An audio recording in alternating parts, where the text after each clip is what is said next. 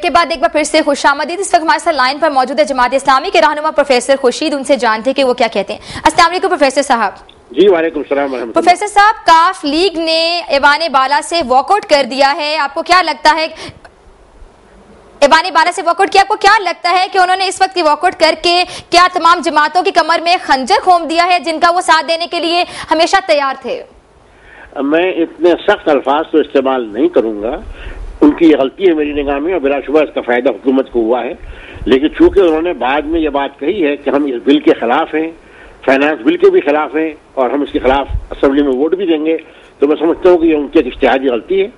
अलबत्ता उनके अलावा MQM, जमात इस्लामी, JUI, मुस्लिम लीग नून और दूसरे अफराद ने बहुत ही खुल करके इसकी मुखालफत भी की है और हुकूमत फिल हकीकत ये वोट हार गई थी, लेकिन चेयरमैन सेनेट ने कवायद का लिहाज न करते हुए हमारे मुतालबे को जो काउंटिंग का था कि वोट काउंट करो, इसे पूरा नहीं किया और ऐलान कर दिया कि ये बिल पास हो गया। तो ये बात प्रोफेसर साहब, आपको क्या वजूहात नजर आती है इसके पीछे कि आखिर काफ लीग ने ऐसा इकदाम उठाए हैं? उनके पीछे कोई वजह तो होगी।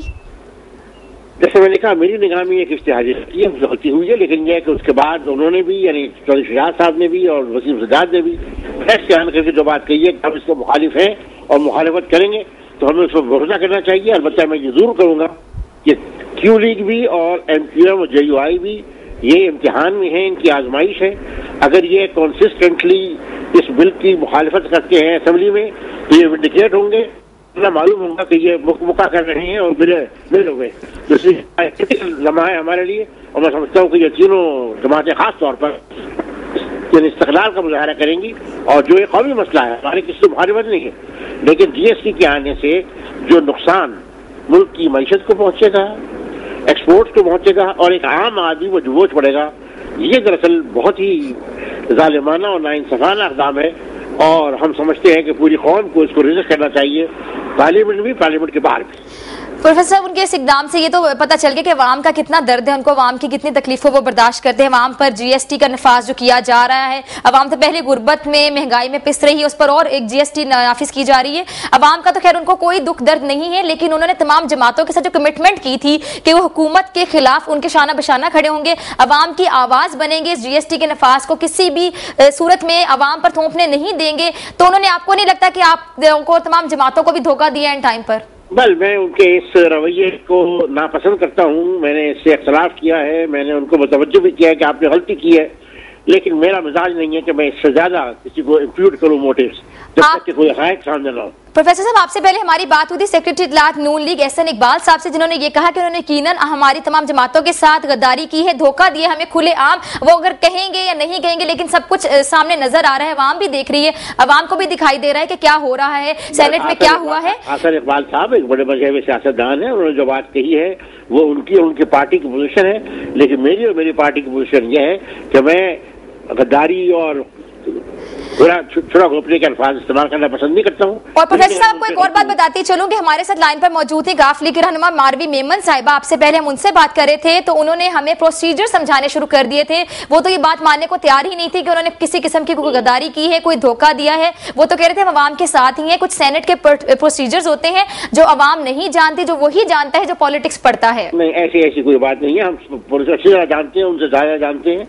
मेरा 20 साल का तजर्बा है सेनेट का, वसीम सज्जाद भी मेरे साथ तकरीबन 20 साल रहे हैं, तो ऐसी बात नहीं है, उनसे गलती हुई है, बिल्कुल उन्हें हमारा साथ देना चाहिए था, लेकिन अगर उन्होंने गलती की है तो उसके माना नहीं है कि हम उनको मुजरिमों के कटारे में लाके खड़ा कर दें। यकीनन हमने उनसे यही पूछा था कि अगर जिन प्रोसीजर्स का आप जिक्र कर रही हैं, आप अकेली तो नहीं, आपकी जमात जो पॉलिटिक्स पढ़कर आई हुकूमत में, यकीनन नून लीग, जमात इस्लामी, MQM, तमाम जमातें जो इस वक्त आपके खिलाफ बोल रही हैं, आपने अवाम के साथ इस टाइम पे ज्यादती की है बहुत बड़ी वहां से वॉकआउट करके, तो तमाम जमातें यकीनी तौर पर हुकूमत को, सेनेट को, इन प्रोसीजर्स को समझ कर ही वहां पर बैठी हैं। वो समझती हैं इन प्रोसीजर्स को, सिर्फ आपकी जमात नहीं समझती, लेकिन वो कोई गलती मानने को तैयार नहीं थी। उनका यही कहना था कि कौमी असम्बली में हम वॉकआउट नहीं करेंगे, और उनकी बात हमारे पास इस पर रिकॉर्डेड है कि वो वॉकआउट नहीं करेंगे, बल्कि जो वॉकआउट करेगा उसके भी खिलाफ बोलेंगे। मेरी ख्वाहिश है इसमें कायम रहे, कौमी असेंबली में जो यहाँ गलती हुई है उसकी तरफ ही करते।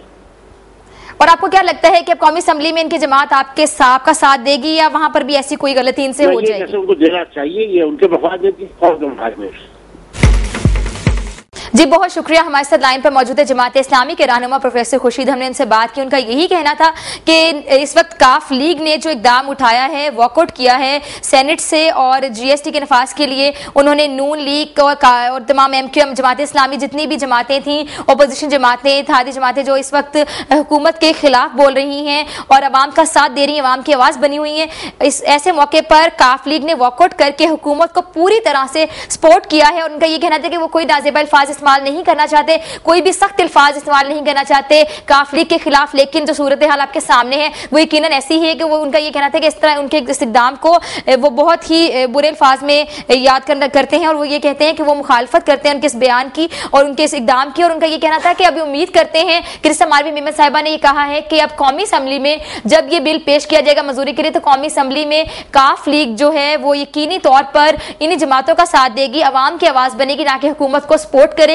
और आप भी ये जानते हैं कि उन्होंने बात रिकॉर्डेड कह दी है और अब देखते हैं कि कौमी असम्बली में क्या करती है काफ लीग। आया कि मारवी मेमन साहिबा अपने बयान पर कायम रहती हैं और उनकी जमात भी इस बयान पर कायम रहती है, या फिर काफ लीग जो है वो कौमी असम्बली में भी कुछ ऐसे इकदाम इख्तियार करती है जैसे कि उन्होंने सेनेट में किए और अवाम को मजीद परेशानी की तरफ धकेल दिया। कि अवाम का दर्द उस जमात ने महसूस नहीं किया।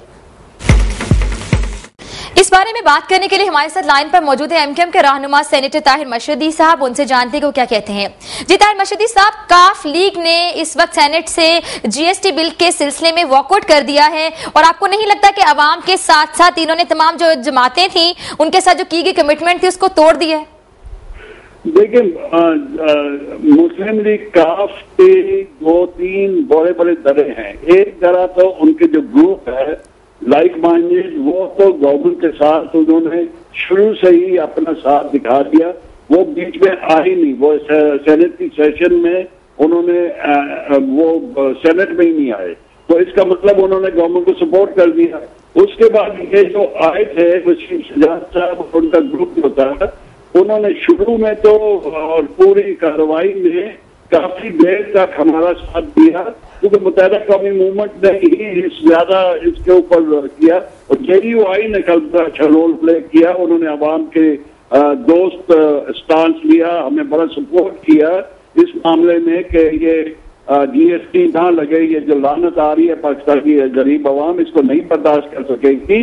तो मगर आखिरी वक्त पे मुस्लिम लीग काफ ने वॉकआउट करके गवर्नमेंट को बचा लिया, इस तरह बचा लिया कि हमारे नंबर्स थे, हम जो अपोज कर रहे थे वो मेजॉरिटी में थे, और जब मेजॉरिटी में थे तो हमारी डिमांड ये थी, मुत्तहिदा कौमी मूवमेंट की डिमांड ये थी कि GST को सेनेट में ही रद्द किया जाए। ये जो लानती किस्म का टैक्स लगाया जा रहा है पाकिस्तान की अवाम के ऊपर, जो पाकिस्तान की अवाम इसका बोझ नहीं उठा सकेगी, इसको यहाँ पे सेनेट रिजेक्ट करती है। ये हमारी रेजोल्यूशन थी। अगर वो रहते और ये प्रेशर पड़ता GST के ऊपर भी कि पूरी अपोजिशन भी और मुस्लिम लीग काफ भी लोगों के साथ है कि ये ना GST हो, तो अगर वोटिंग हो जाती गवर्नमेंट के पास कम थे, और GST का बिल जो है ये सेनेट में ही खत्म हो जाता। मगर